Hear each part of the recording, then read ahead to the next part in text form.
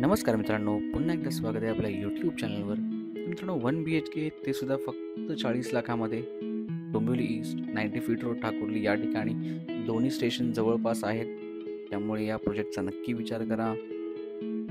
प्राइसिंगसुद्धा competitive आहे आणि डेव्हलपरने खूप चांगल्या टाईपच्या कॉन्फिगरेशन ऑफर केलेल्या आहेत. ॲम्युनिटीज खूप साऱ्या आहेत.